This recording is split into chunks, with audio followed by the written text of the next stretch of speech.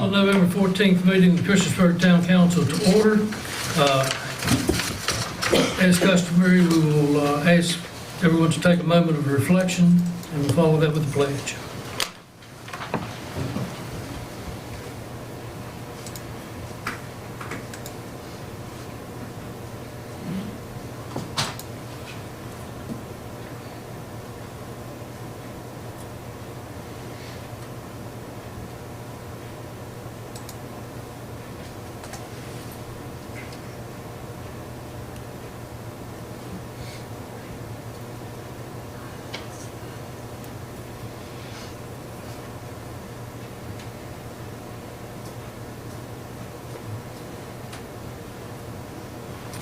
Thank you. If you all rise for the pledge, I'm going to ask Councilman Harry Collins if he would lead the pledge. I pledge allegiance to the flag of the United States of America and to the republic for which it stands, one nation, under God, indivisible, with liberty and justice for all. Thank you. Are there any adjustments to the agenda? Yeah, I'd like to make a adjustment. On the consent agenda item, remove item A for a later date. That's for another motion. All right. Second. We got a motion and a second. Madam Clerk? Yes, sir. Councilman Bishop? Councilman Collins? Aye. Councilman Hubbard? Aye. Councilwoman Sacks? Aye. Councilman Showalter? Aye. Councilman Stipes? Aye. Thank you. We have a public hearing tonight, the fiscal year 2019-2020 budget amendment. And council, we were briefed on this last week. Is there anyone here to address this item? Seeing no one, I will close the public hearings. On the consent agenda, we have an award contract to King General Contractor, Inc.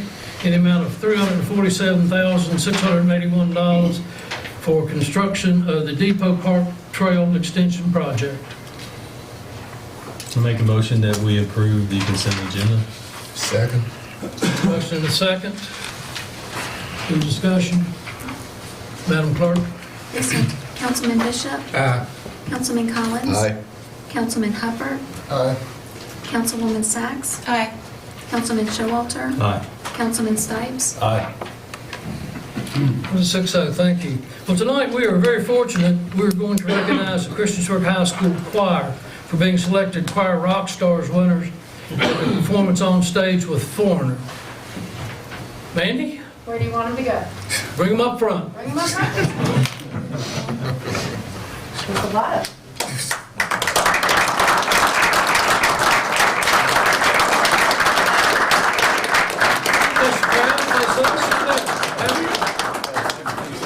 Well, if we go this way, if we come down this way, we can go straight down the wall. Block the screen for me.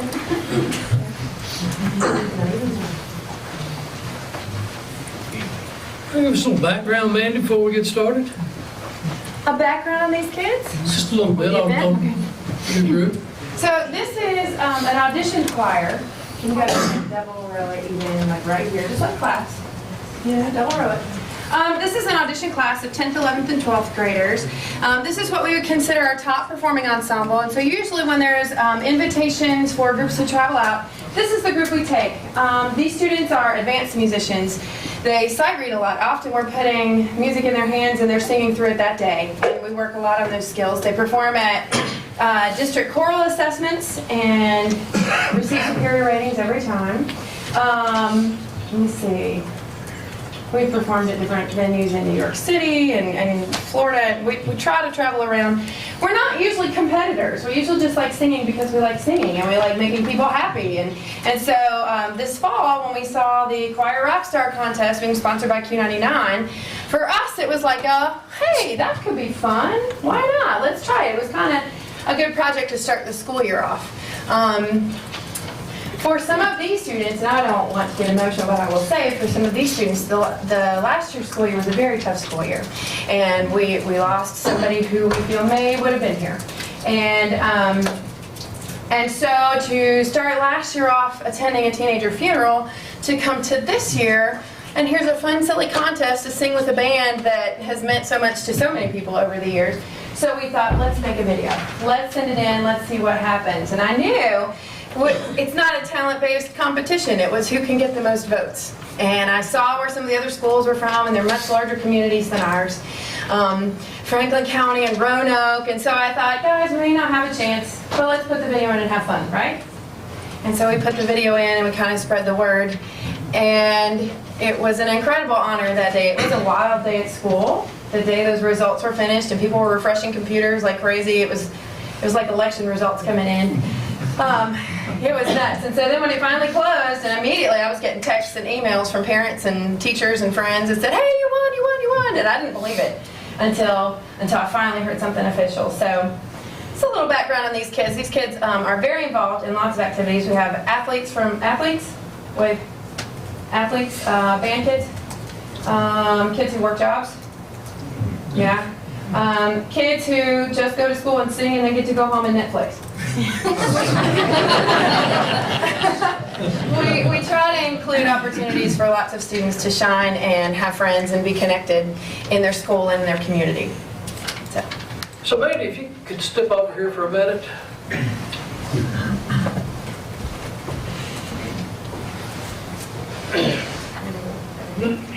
Right, I'm sorry.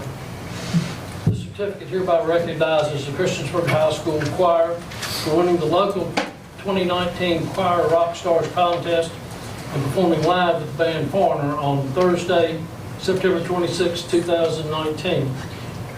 WSLQ 99.1 sponsored a contest that asked local high school choir to send in a 60-second video showcasing their talents for a chance to perform live with the band Foreigner at Elmwood Park in Roanoke, Virginia on September 26, 2019. Christiansburg High School Choir received the most votes out of the nearly dozen schools that competed. With more than 4,600 votes, the Christiansburg Choir's diligent rehearsals and determination to win the contest was rewarded. And the deserving students were able to shine on stage with Foreigner.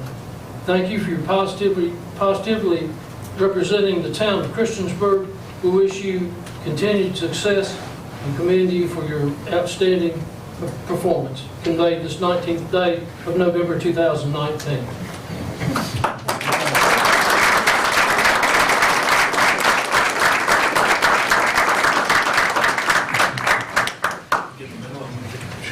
Ladies and gentlemen, congratulations. Oh, Mandy, you not coming? We know this wouldn't have happened without the town of I'm going to Christiansburg, ask so thank you. if you all would hold that and set it up there, we'll try to get Squeeze it in just a little bit. I'll always be on the front row. Squeeze in. What did it say? You ought to be in the front row.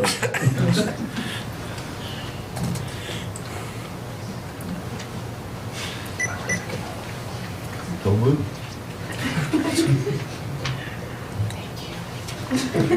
Wait. So Mandy, think we get a song from you? You want him to sing for you? We'd love to have you sing. How about it?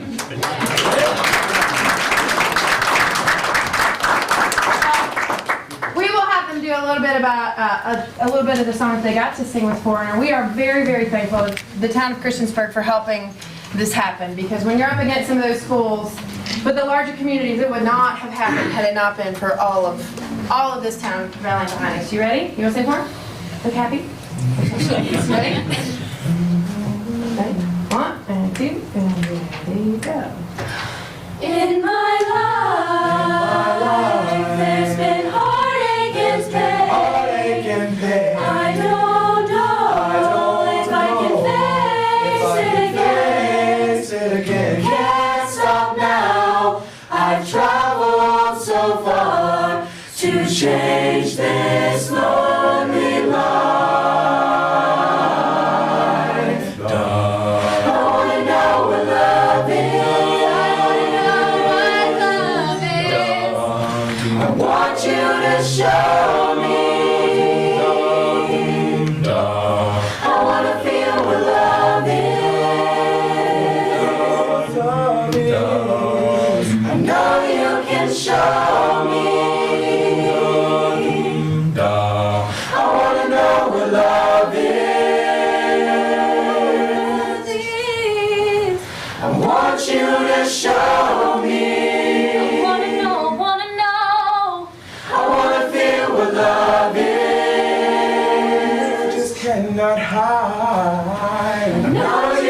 show me.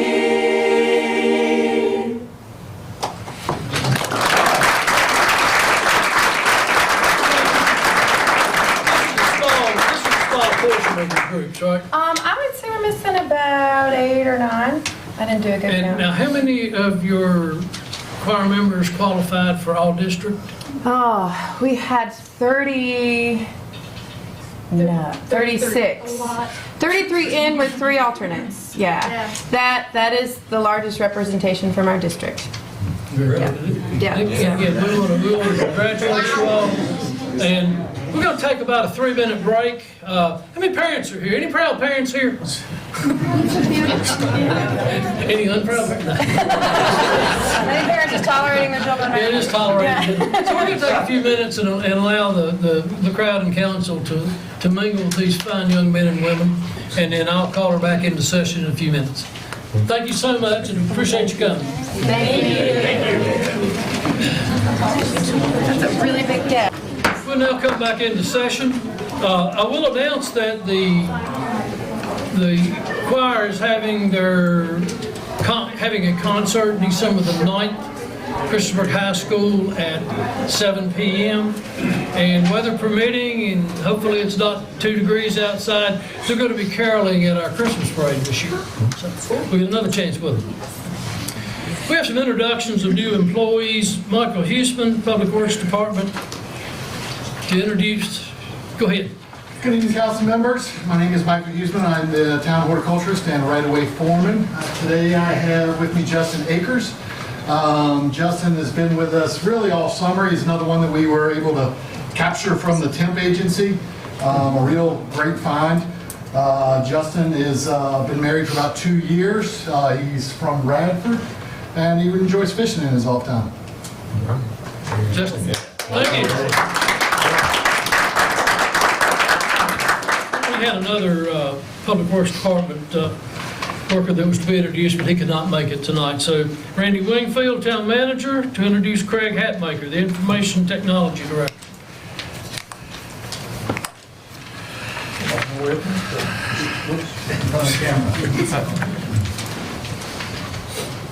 Introduce Craig Hatmaker, new IT Director, comes here from Pennsylvania, although he's formerly lived in the area. He and his wife are avid hockey fans, and just welcome back to the area. I think we have high expectations for him here, and so far I think he's done pretty well the past couple of weeks. I've been pretty impressed, so thank you very much. Do you have anything to add? Give us a little background info there, brother. Just really glad to be here. Thank you all very much. Welcome aboard. So you were previously, several years ago, with Roanoke County, Roanoke Yes, City? Director of Roanoke County IT. That was back in the year 2000. So then went off to Smithfield Foods. And then up to Pennsylvania, and now I'm back here, back home kind of. My wife, of course, is from Salem. Been there, her family's been there all along, and now we're returning to take care of them. And I'm really glad to be here. Well, good. I've had a chance to sit down with Craig a few times over the last week or two, and I'm really impressed with the ideas that he has. And I think down the road, council and the town will benefit from your knowledge. Certainly hope so. It's actually going to start with our council chambers, right? Yeah. Yes, we are. Got a big screen TV and cable TV. Well, Marissa has asked us to take a look at the presentations here. So we have a consultant we'll be talking to on Friday to hear this proposal on how we can make this better. Very good. Thank you. Very impressive. Very impressive. Thank you. Welcome.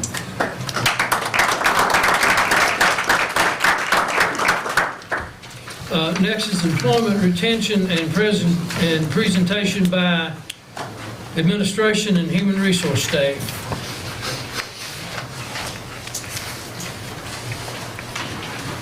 Okay. Of course, we have had issues with retention here at the town, and council asked me a few months ago to put this presentation together in response to that, some of the concerns, and I'll just go ahead and proceed. I guess one of the first questions we asked staff here is, where are people going? And over the past, basically since April 2018, we've had 37 non-retirement voluntary departures. Of those, 7 of them went to Virginia Department of Transportation. And you can see a couple went to Mountain Valley Pipeline, a couple went to Peppers Ferry Regional Water Authority, a couple went to local construction companies, a couple left to pursue advanced degrees, a couple started family or self-businesses. Several others went to other local governments, security systems, Virginia Tech, Bradford University, landscaping companies. And I will tell you, a lot of these departures all are from Public Works, so that's kind of why these departures, in part, why they're going to these places. So a lot of them are labor type, construction, equipment operator type positions. And just to, I guess, kind of detail that a little more, of those 27, of the 7 of the 27 from engineering and public works went to VDOT. That's 25.9%. But you see total, we had 4 from engineering. 2 of those went to VDOT, 1 went to DEQ, and 1 to Tallahassee, back to his home locality. Public works, we had 23 voluntary departures. 5 were to public works, 4 were to utility authorities, 1 was to another local government, 3 to private utilities, 9 to private sector, although they were all related to public works, industrial construction, landscaping type jobs, and 1 to Radford University. Some of the actions that we've used to try to address this: regional training with other localities, supervisory training through your community college, leadership training with Voltage Leadership Consulting through Voltage Leadership Consulting. We've done coaching through business results training. Also through active supervision, mentoring between department heads and frontline supervisors, and trying to identify harsh and ineffective communication and treatment of employees if it exists. Some of the past improvements we made: we initiated the Wellness Day and the Wellness Program in collaboration with Parks and Rec and Aquatics. The Employee Picnic, which I think is well received. We offer free membership to the recreation and aquatic centers for our employees, and we also offer 2 free recreational or aquatics classes to our employees. Some additional positive steps we've taken: job fairs, which we get some positive results from. We've initiated a public works trainee program to basically be able to hire somebody in who's not quite as skilled, as more of an intermediary position before they can move into a more full-time, I guess, more advanced position. We put out the employee newsletter, which I think is pretty well received by employees. We have a benefits webpage. Additional personal advantage, the employee assistance program. Last year we decided to do partial family insurance coverage, which is a nice benefit offer here. And I think that was very well appreciated. Also, we've had the employee lunch initiative. Some of the issues that we faced, though, have been just kind of work climate, morale, and perceptions. Often you'll see comments on social media, places like that, of people doing too much, or doing too many, doing too little, and being paid too much. Some comments that they think people are easily replaceable. You'll sometimes hear comments internally that we're training grounds for other places like VDOT. I have had, through exit interviews, we've received comments about negative social media posts. We did have a public works employee who had their picture posted, taken on the side of the road, that they were standing there. Of course, it was posted that they weren't really doing anything. And I think that tracks from morale here in town. So just general public statements are felt across all departments and levels of employment, and they do tend to circulate throughout the organization. Working conditions and job requirements should be considered in evaluation of work for public safety and for public works services. Public works working conditions are often harsh. They're outdoors, extreme weather, you're on call, you're doing water and sewer repair. Sometimes you get hostile customers. You sometimes work during storms and general event management. Some steps to consider: using benchmark jobs in engineering and public works to compare to VDOT and possibly regional authorities, and place other jobs in playpan above and below benchmark jobs according to internal value identified by the department head. And just to let you know, we've identified employees leaving for at least a $2 an hour difference and even $4 or more, some of the employees going to VDOT. This is a fairly strong suggestion. It does require budget consideration, but evaluation of the pay plan. We did make adjustments over the past year to pay. We visited public safety, and we also, to some degree, visited overall, although we didn't fund that to the full level of the compensation study.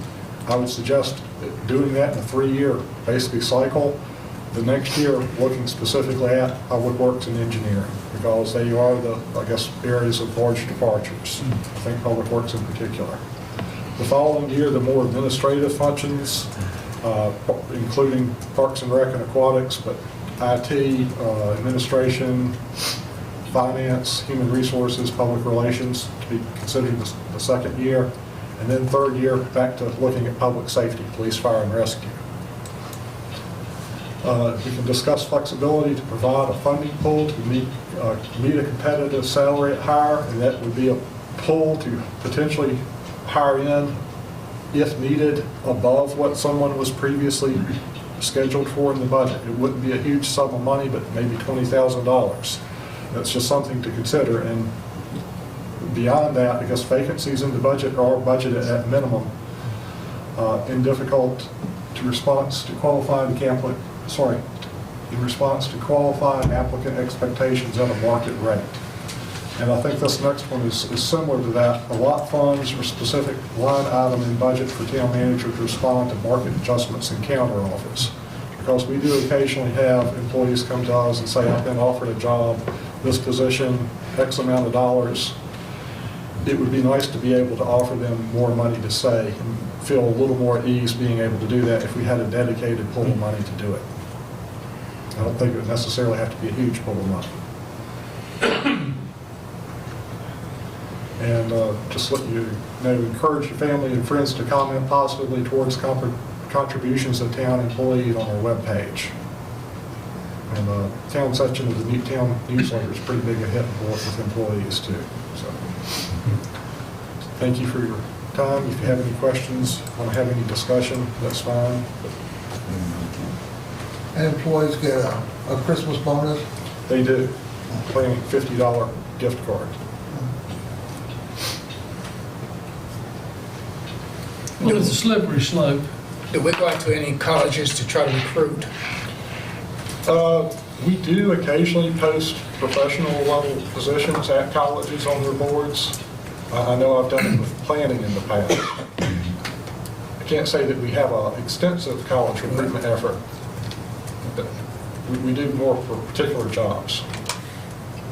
How about, and you know, we've mentioned internships for years. Have we really taken advantage of that? We do a fair amount of internships.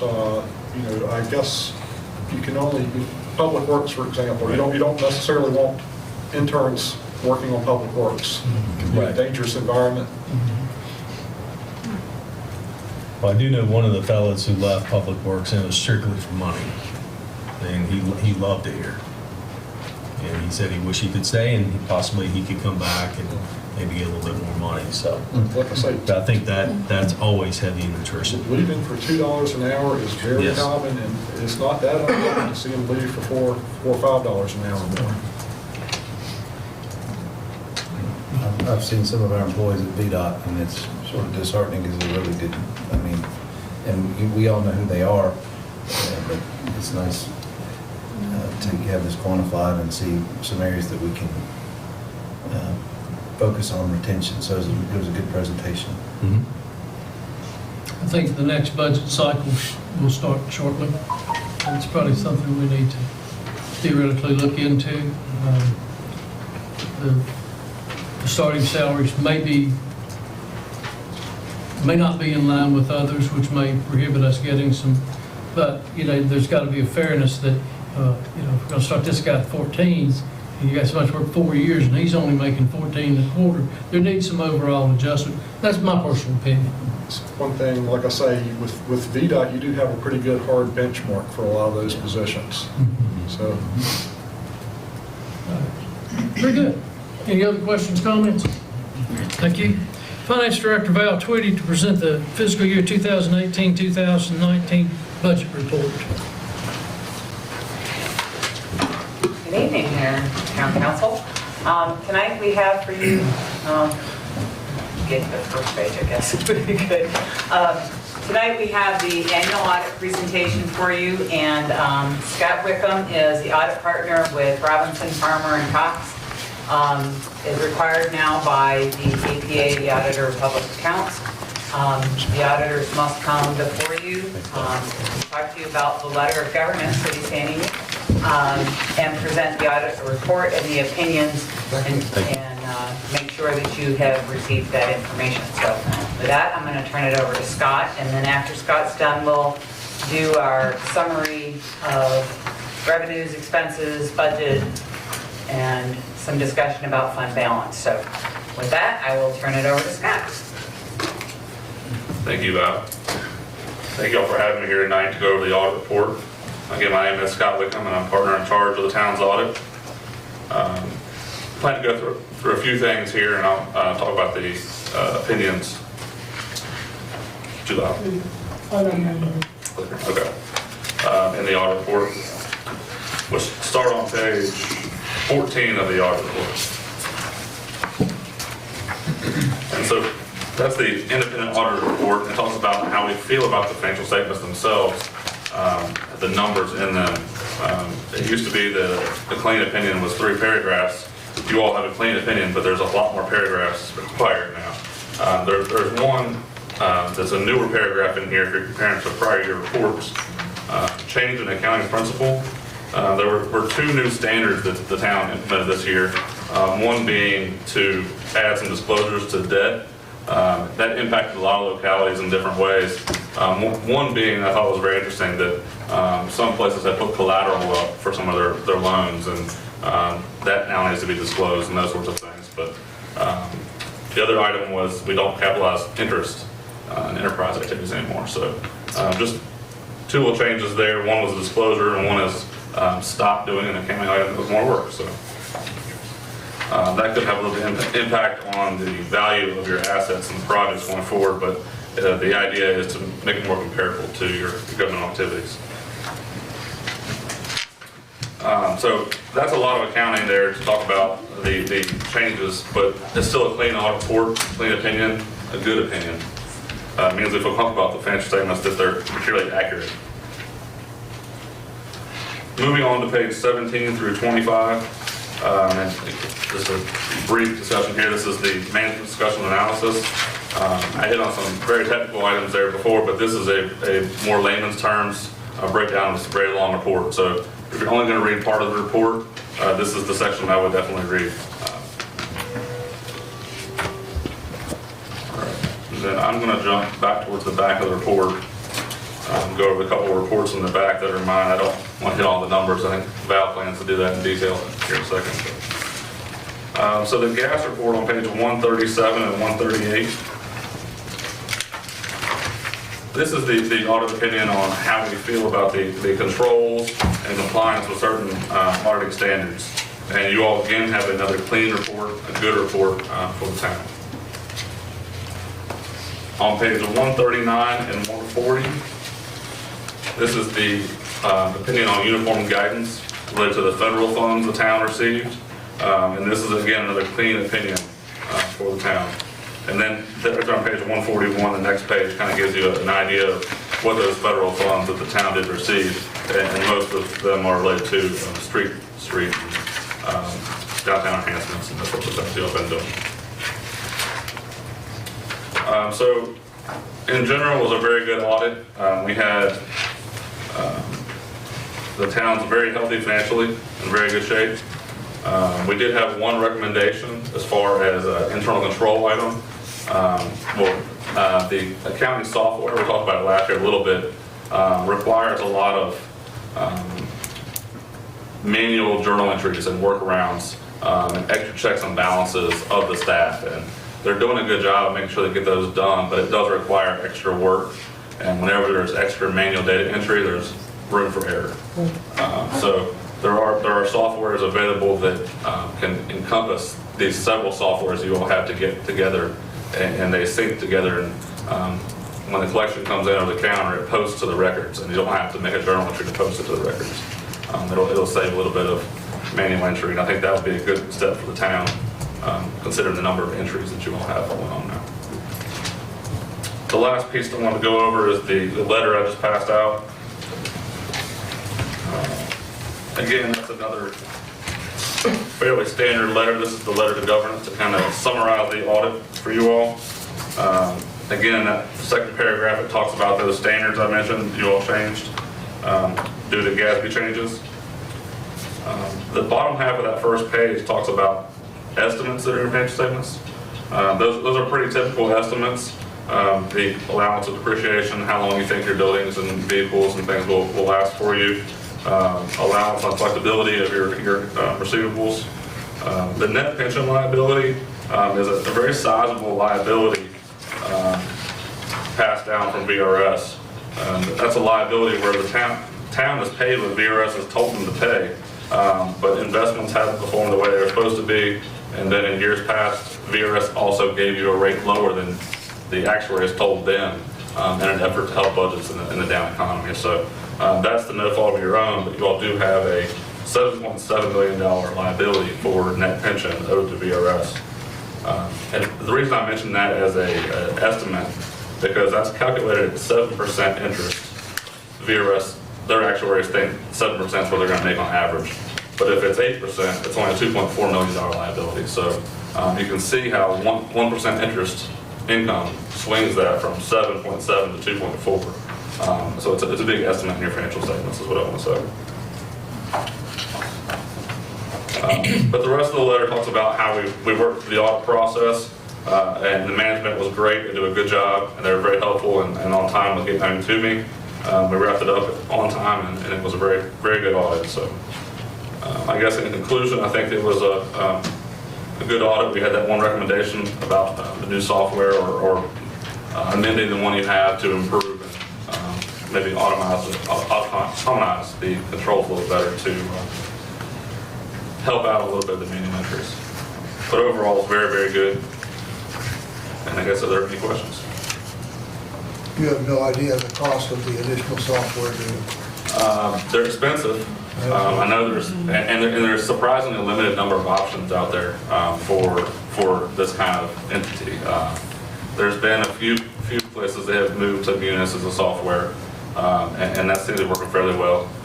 There's some smaller places that have gone to Southern software, and I think that you all may have gone through the bid process already, I don't know, but that's one way to do it. And a lot of localities are in the process of looking for softwares because Bright software has been with a lot of localities for years, and they're still on the DOS-based system. So some places are trying to move out of that into the new system. And this is a private market. It's just a challenging field to come with. Well, we're using Barry Dunn as our consultant to help us basically do business technology assessments and determine what type of software would be appropriate, whether it's some type of general business software or enterprise software. You can get smaller packages that are more geared towards just finance, or you can get more expensive packages that can handle a lot of other things. But they just kind of go up in cost depending on what you get. Yes, they are very expensive. I mean, we're talking over 100,000 or something like that. Yes. That won't even cover the paper for a year. Craig, are you listed in all this? I am. Thank you. Well above that, for sure. I'm just a school teacher. Any other questions? All right, well, hand it back over to Val for the details and numbers. Thank you, Scott. And I will talk a little bit about the business technology assessment sort of toward the end here. So just a really quick walkthrough, as Scott mentioned, that's your audit report for the year. It's 143 pages. It's a lot of reading. So just real quickly, I wanted to just kind of give you where to find stuff. The letter of transmittal is pages 1 to 11. This is my, kind of my, if you don't know anything about the town, you kind of want to read this letter because it talks about who we are, where we sit economically, what our population is, and kind of some general stuff. And then it's also what I call our brag letter. It talks about what our accomplishments have been this year, certifications and different awards that we've received in the past year. So I refer to it as the brag letter. So that's the first part. The second part is the MD&A, which Scott mentioned. It's a way of taking a lot of information that's contained within this report and attempting to put it in kind of English language with some tables and some comparative numbers that help you get an idea of the total scope of the government in about 8-9 pages. So it condenses the information, a little bit of an executive summary, gives you a good idea of where we are, where we've been. And then we have the government-wide financial statements, which are what we easily call GASB 34 statements, which stands for Governmental Accounting Standards Board. They're on pages 26 and 27. And then we have the fund financial statements, which are on pages 28 through 34. And I'll get into the difference between those two in just a second. And then we have the notes to the financial statements, which are about 50 pages. And about 25 of those, I think, are related to the pension liability. I have a hard time getting through just reviewing that footnote. It's a challenge. And then on pages 86 through 143, we have a lot of supplementary information. This is a lot of trend data. It goes back for like 10 years. So you can see what our water rates have been, what our sewer rates have been, what our tax rates have been. And it gives you a large amount of trend data within that report. There's schedules on debt, liability, and a lot of really great information. So if you're having trouble sleeping one night, I recommend you pull this out, spend about 10 minutes, and you might nod off. So a little bit about government-wide versus fund financial statements. The government-wide financial statements were developed, how many years ago is GASB 34? 15? Yeah. Okay, so about 15 years ago, they decided that governments needed to be able to present a more whole picture of the government and include all of its assets and all of its liabilities. Long-term liabilities, short-term liabilities, pensions, and all of these other costs that in a fund financial statement level, which is where governments always reported at a fund level in years past, you never saw all those fixed assets and all of those things. You might if you really dug into the notes, but you really weren't getting a big scope picture. So the government-wide financial statements attempt to do that and bring in all of the fixed assets and all of the long-term debt and all of the pension liabilities and all of those things. The fund level statements are more short-term horizon. They kind of look at the current flow of resources. So you'll see debt payments, but the principal and the interest. You don't see the full loan balance. It also shows the purchase of fixed assets, but doesn't show you all the fixed assets that we have. So that's the difference between the two different statements. And then there's a reconciliation between them on pages 29 and 31. But from either perspective, whether you're looking at the government-wide financial or the fund level, we're in good shape. Our fund balance is good. We're not City of Petersburg. And we are not making the list of governments with fiscal stress. Yes. So anyway, so that's kind of my quick run through of how to get through the report. And I'm not going to go through all of these charts and graphs. I will put this presentation up on the web tomorrow in a PDF so that anybody can go through it. But just a kind of a quick look at what our revenues are. Sometimes it's easier to look at this information in short little graphic presentations of them. So general fund revenues were up about 1.3 million. Capital project funds were up 2.1 million, and the capital projects funds are up that much largely because of the big major capital projects that are being grant funded right now. So that's a huge reason for that big jump. On the expenditure side, it's kind of the same thing. This is 4 years worth of data. Expenditures were up almost $1 million for the general fund and 3.365 for capital projects. And again, that's the large projects. One number I did want to talk about a little bit was the stormwater. That number looks really skewed, and part of the reason for that was that in 2018, we did several stream restoration projects, and they're not capitalized. So it kind of skews the operating expense number. From an asset, how you value an asset, stormwater restoration just for the streams just doesn't cut it as a capital asset, so they just kind of flow through, and that's why you see such a big looking difference there. The actual operating expenses of payroll, salary, the employees and all that has been pretty steady, so.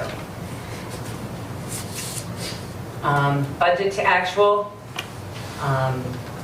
the blue represents our actual result, and the green represents the budget. So on the revenue side, you always want your actual number to be a little greater than what you budgeted. So we did a good job relative to our budgets in bringing in a little bit more than we had anticipated. And relative to expenses, you want the budget to be a little higher than what you actually do. So you spend less than you actually budgeted.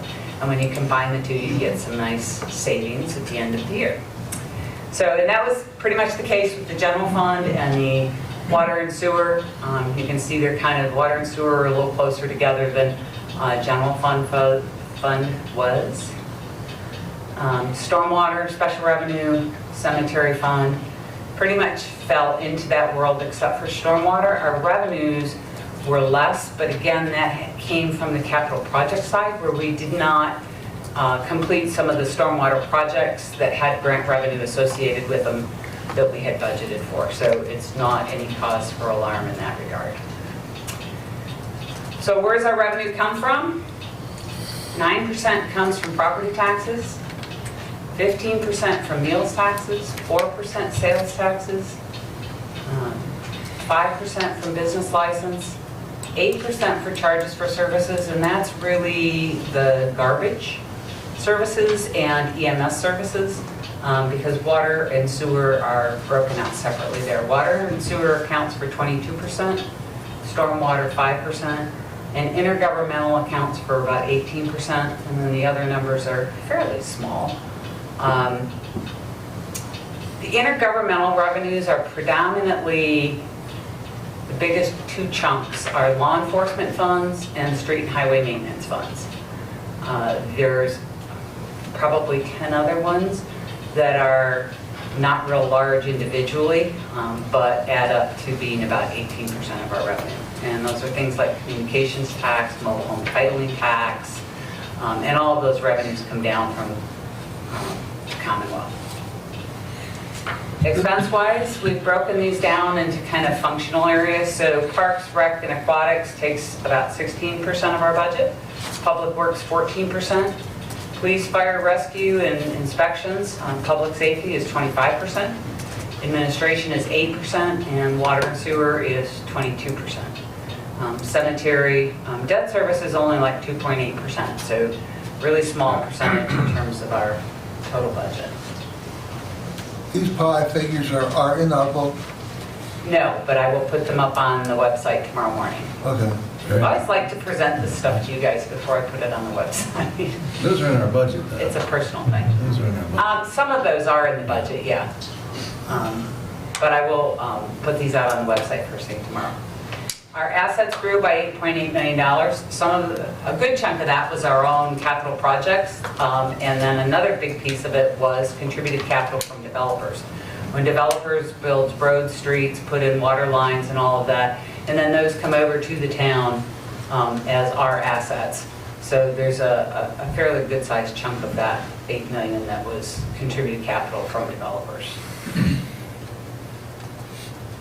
Asset and liabilities, wow, I can't read that from here. Current assets are up to about $54 million.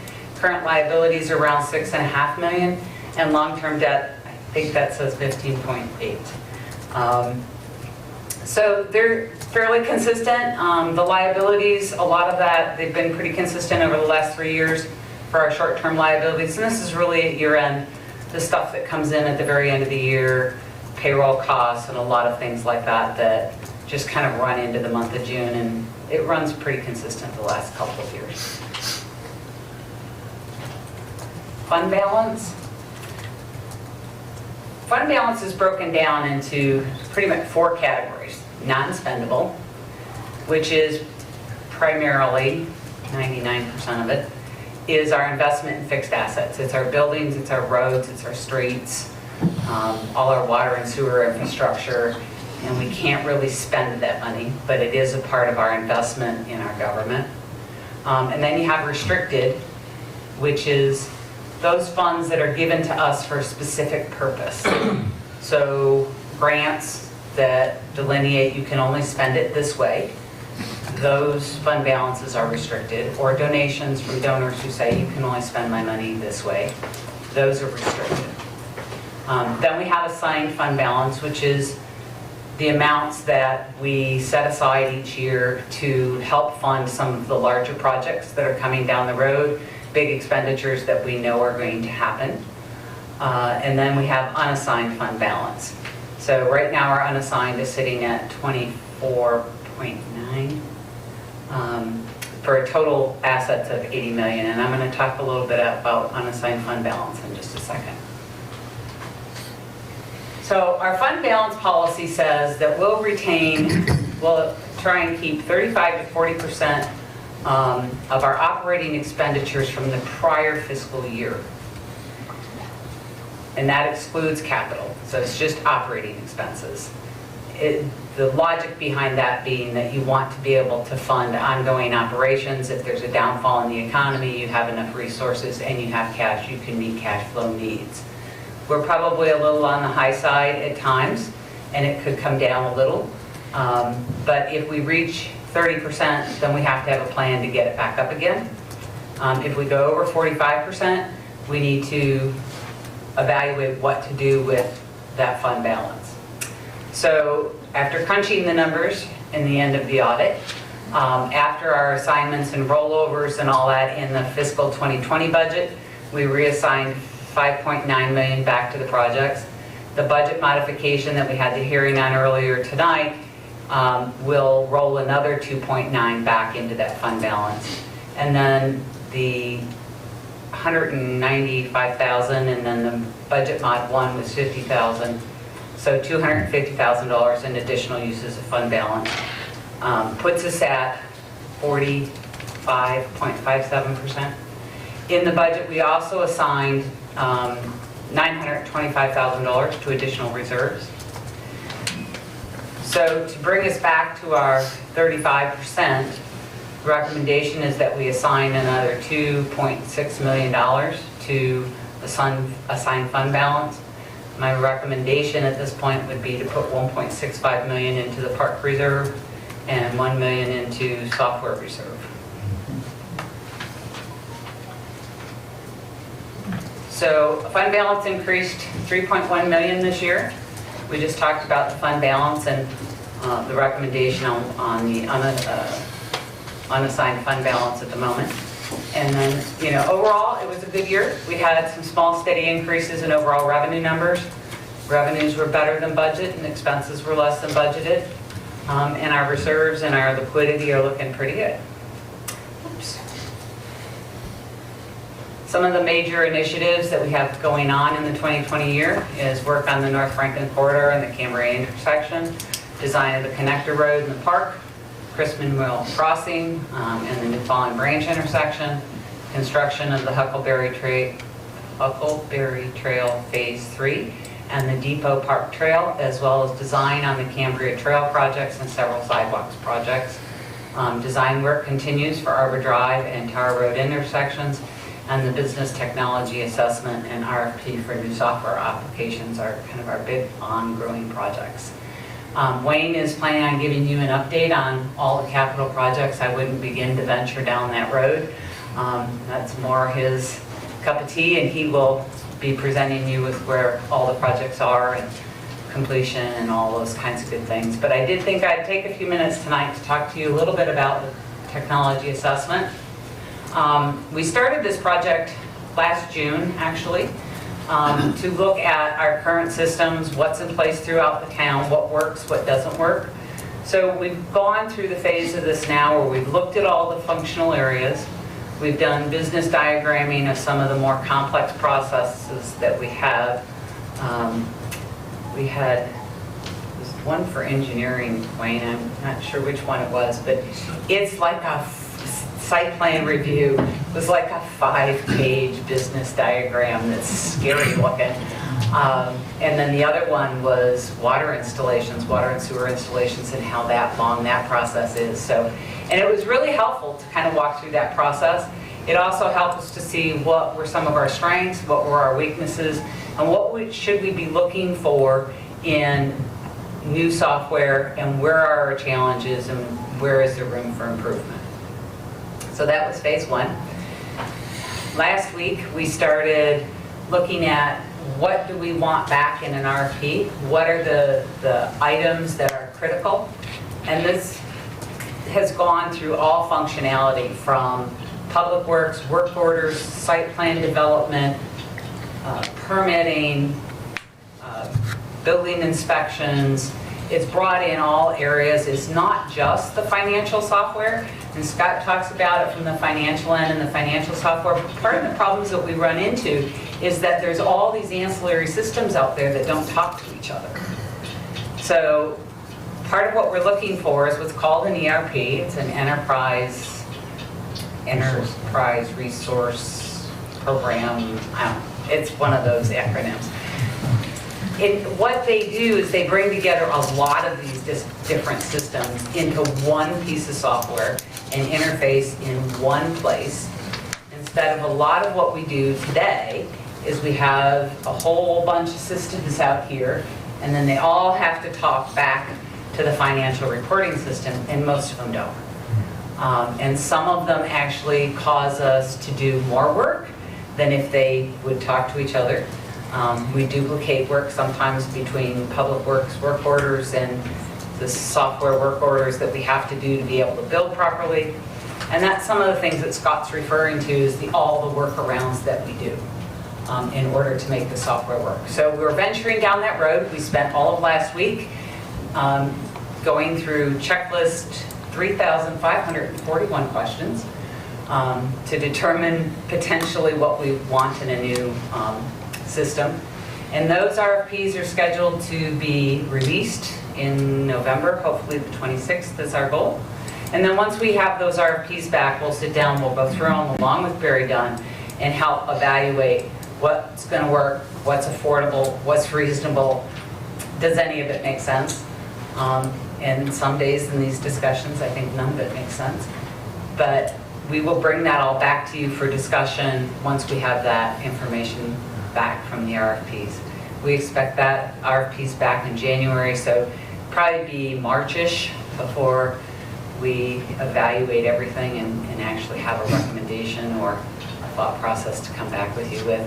Implementation of a new software of this nature will be very long.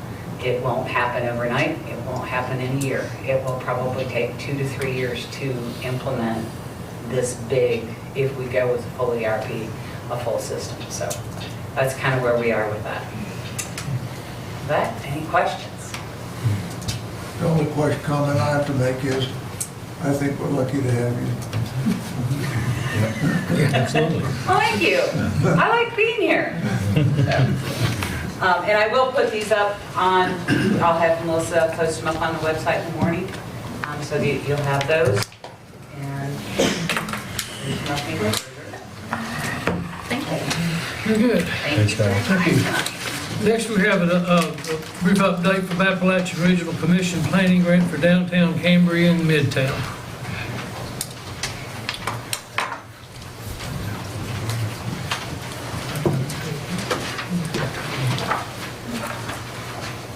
So while he's finding that, my name is James Jones. I'm with the New River Valley Regional Commission. I'm a regional planner over there. This is the Christiansburg Planning Grant. We've partnered with the town of Christiansburg to look at 3 different areas, and this project was funded by the Appalachian Regional Commission. Oh, wait, I have a clicker.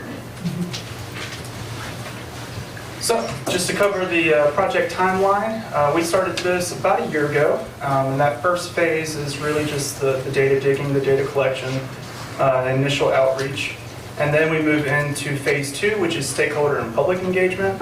That's when we bring in stakeholders from those 3 areas, and then we heavily promoted our community survey during the summer, spring and summer. And then phase 3, that's where we are now. That is data analysis and strategy creation. So basically, we're taking all these things that we learned, all these things that we heard, putting all these pieces together. That will culminate into a final report that you'll be seeing soon, and then that will lead into an implementation grant. So part of phase 1 is that data digging. I could spend a whole session just talking about data, but that would not be very fun. This is just a couple of nuggets that we've uncovered. One is total businesses within each area. Downtown, I was 136, Midtown 130, and then Cambria 34. We did take a little bit closer look at the breakdown of downtown, and taking a look at how those broke down into different categories such as services and government finance. So as you can see, 32% fell under services, and then you had 20% for government, and then 13% for finance, and then restaurant and retail. And this is first floor. Second floor is a little trickier to figure out, and this came from Esri, Business Locator Report. Another little data point, this was another Esri report. It's a retail goods and services expenditures report. And this one in particular is average money spent on food away from home annually by households within a 5-minute drive. So we look at these 3 areas, and we take the boundary of those 3, and we do a 5-minute drive time analysis. And then we run the report for that. And these are the numbers that we uncovered. So for Midtown, 3,700, Cambria nearly 3,500, and downtown 3,300 in terms of money spent on food away from home. Midtown is considering the mall area? Midtown is not considering the mall area. Midtown runs from about the rec center to near Pepper Street. Is that right? Yeah. Really to Kroger. Yeah, there you go. And to Ways Lane. This does not have the mall area then, is that correct? That's correct. Yeah, that really is what we consider an uptown area, and that was not part of this planning study. So it was Okay. the Midtown area as well as what we all know as Cambria and then downtown. So that 5-minute drive time, though, would encapsulate the mall area for that particular report. So then we moved into community engagement, phase 2 of the project, and we hit this hard in the spring and summer. Here are some of the events that we attended. Movies Off Main, Touch a Truck, Heritage Day. We set up a information table at the Christiansburg Rec Center for nearly an entire day. Then that evening we had a public input meeting. And the goal with these community engagement events is, yes, to get open feedback and open comments from citizens, but we wanted to put out some probing questions. And so we call these our community input cards. And if you came to Heritage Days, you might have seen this at our booth, but we asked 3 questions. We posed these 3 questions to citizens. First one being, in what ways do you feel connected to downtown? The second one being, if you had one wish, what would you change about downtown? And the third one being, if there was one business, what would be one business downtown that you would visit regularly? So we were able to get 75 responses to these community input cards. And that's in addition to the open comments and feedback and stories that we heard. And these were some of the themes that came out of those 3 questions. So in terms of one wish, we heard a lot about restaurants and benches to sit on and more parking. We heard about stores being open after 4, and then some dog-related items such as a dog park and dog way stations. And then the one business that you would visit regularly, we heard brewery a lot, clothing store, boutique, a restaurant with outdoor seating came up a ton, coffee shop, ice cream, outdoor equipment store. And then our final question, in what ways do you feel connected to downtown? A lot of people brought up the downtown events. One person, or I think it was two people actually talked about how it's part of their daily walk each morning, and some said each evening. McAdoo's, and of course the professional services that are downtown. And then some people brought up easy access parking and then walkability. So now I'm going to turn it over to Jen. Good evening. Thank you again, members of the council, for having us. My name is Jennifer Wilsey, and I work alongside James at the New Valley Regional Commission. And so just to continue with some of our activities, in addition to the more broad reach of the public engagement, we did some targeted stakeholder engagement, and we held 6 sessions, and that was a morning and evening session for business and property owners in each of the 3 planning areas. And across those 6 meetings, we had 42 total attendees. And you can see here some of the themes that came out of those meetings. We basically sat down and had some guided but open conversation with these business and property owners about what they loved about the area that they were in, that they owned or operated a business in, what makes you stay, what do you love, what would you change, what are some things that we're doing well, what are some wish list items that you may have. And so you can see some of the themes that came out of each of the areas. This is just a sampling of some of the discussions that we had, and we collected all of these thoughts to add to our data. On their way out the door, we posed this question to them, and that is, with your business in mind, what 3 community assets would you most like to see developed?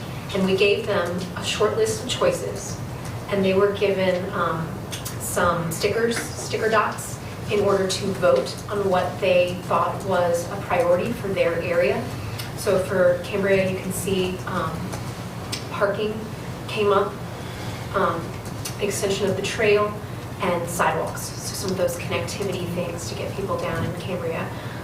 For downtown, there was discussion around the farmers market, making that more permanent, being interested in bringing artists downtown, and again, that trail connectivity. And then for Midtown, expansion of sidewalks, more landscaping, and again, that trail extension. So people are really excited about that walkability and connectivity. Our last piece of engagement, we ran a public online survey. And so from about Memorial Day to Labor Day, this survey was open, and we tried to blast it through as many channels as possible.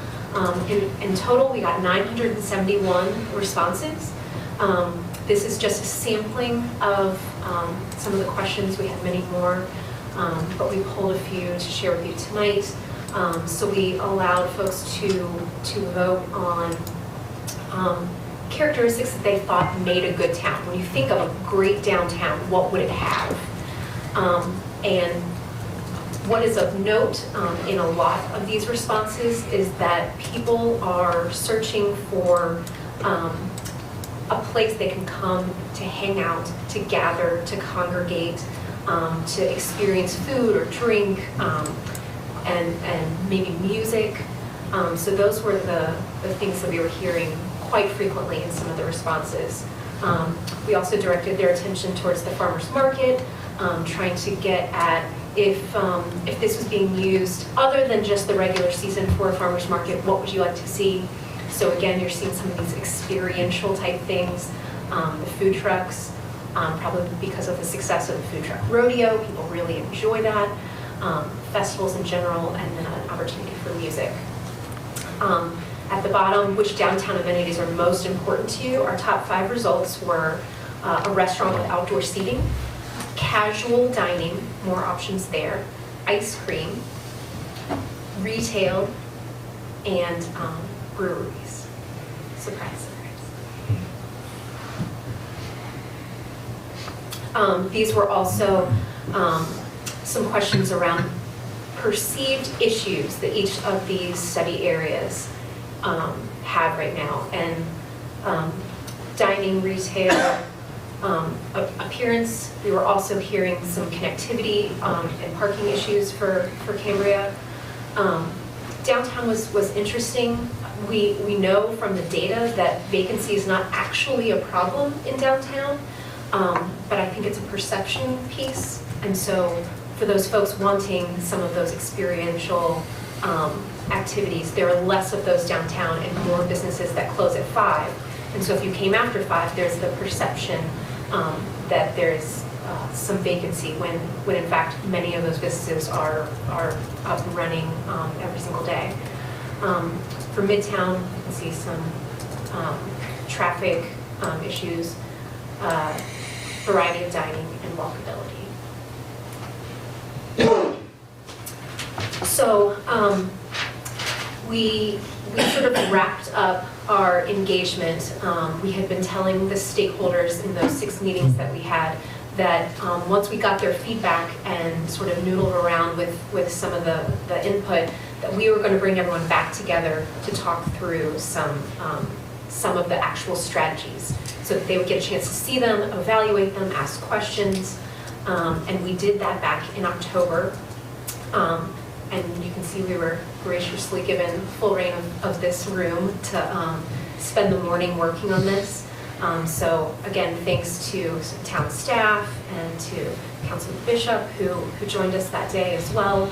And so what we did was we broke into 3 groups and we talked through some of the strategies from each of the areas. And then as you can see, we have 17 folks, and that's with a couple of cancellations due to time commitments and scheduling conflicts.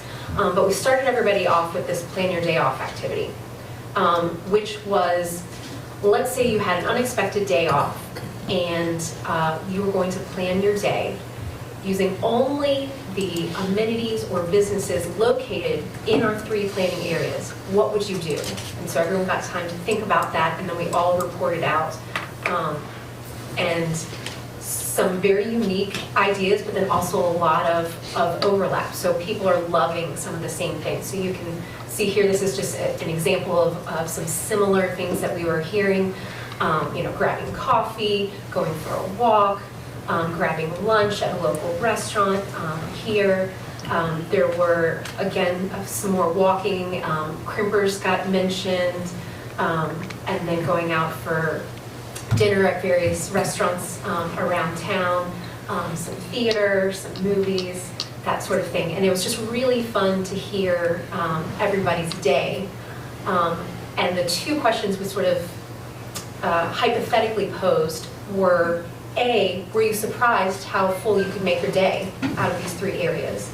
And then 2, was there anything that you really wanted to do as part of your day that you didn't have access to? And how do we feel about each of those things as we go through the planning? So again, we had 17 folks do this hard work with us. With each of the groups, we broke into 3 groups, Midtown, Cambria, and Downtown, and everyone had cards with the strategies listed. And in order to evaluate them a bit, we were asking folks to think through high to low impact of going through with that strategy and high to low difficulty of going through with that strategy. And then the groups would discuss that and come to a consensus, and then each group reported out, giving a bit of an idea of insight into their conversation. And we talked about what that means. Does high difficulty mean we shouldn't do it? Does low difficulty mean we definitely should? And so we had a couple of those conversations, and we left them with the ability to vote on some of their personal, after all of our conversation that day, some of their personal priorities of which of these strategies look like maybe had momentum or should have momentum or would be really beneficial to the community. And so just from that one conversation, These were some of the things that rose to the top that day. So a few in downtown. There was, actually the top vote getter was looking at this permanent multi-use farmers market structure in downtown. And then also looking at some of those ground floor downtown business uses. What's a way we can start working towards perhaps getting more vibrancy, more businesses open past 5, more experiential businesses, if that's the way that the town is wanting to go with their downtown. For Midtown, looking at some landscape and cohesive entryway signage to maybe partner with some of those business owners, which would then complement the work that's already underway. Some traffic calming measures, which has also already been started with the reduction in the speed limit. And then down in Cambria, working on some gateway beautification items around landscaping, sidewalks, potentially even parking in the future.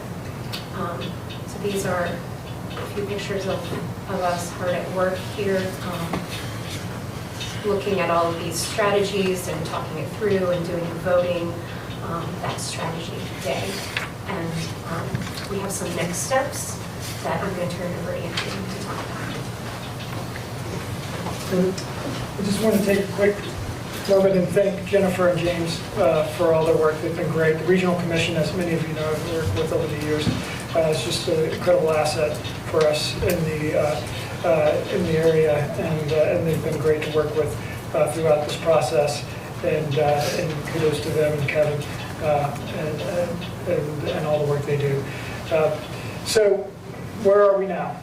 So we are working with Hill Studio now as kind of the second part of this. Now that we have all this, a lot of community input, and we're looking at how can we build towards getting together about 10 projects or so that we can have a playbook that we can potentially go to in the future for different projects that really are getting at these issues and these desires of community gathering places and really transformational projects that really create more of a cultural distinct place for our downtown, for Cambria and Midtown.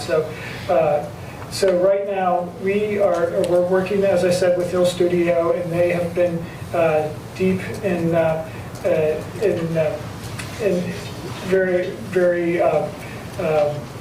they've been very busy with taking our direction, and they are really providing guidance to us as we work with them, and we have said, you know, we want to move towards a project that we can go for Appalachian Regional Commission grant funding.